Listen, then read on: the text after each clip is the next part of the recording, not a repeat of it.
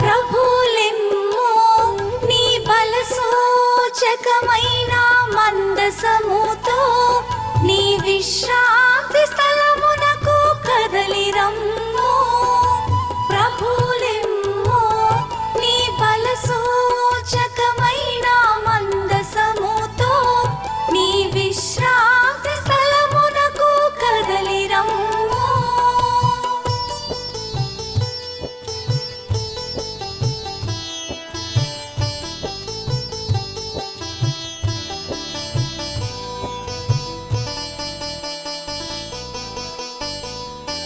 ఎఫ్రతాలో మనము మందసమును గూర్చి వింటిమి, యోయారీము పొలములో దానిని కనుగొంటిమి. ప్రభువు మందిరమునకు పోయి ఆయన పాదపీఠమునొద్ద ఆయనను పూజింతమనుకుంటిమి.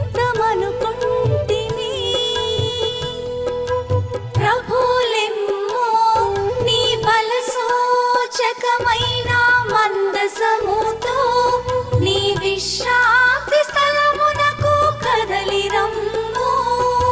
ప్రభులెమ్మో నీ బల సూచకమైన మందసముతో నీ విశ్రాంతి స్థలమునకు కదలిరమ్ము.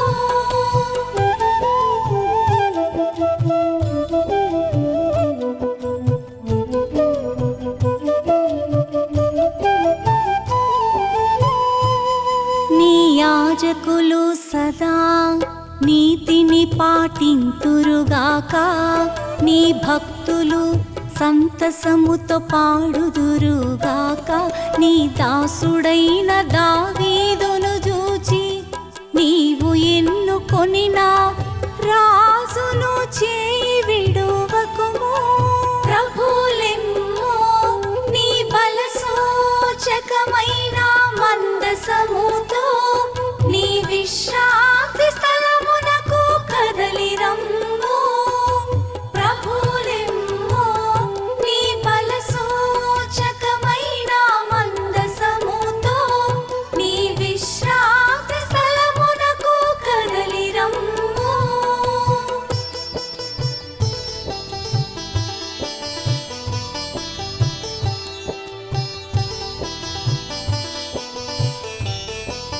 ప్రభువు సీయోనును ఎన్నుకొనేను, దానిని తన వాస స్థలముగా చేసుకొనేను.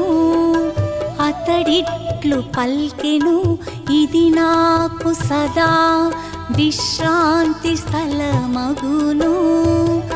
ఇది నేను కోరుకొనిన వాస స్థలము.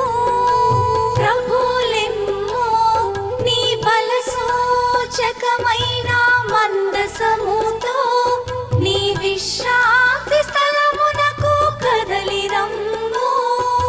ప్రభులెమ్మో నీ బల సూచకమైన మందసముతో నీ విశ్రాంతి స్థలమునకు కదలిరమ్ము.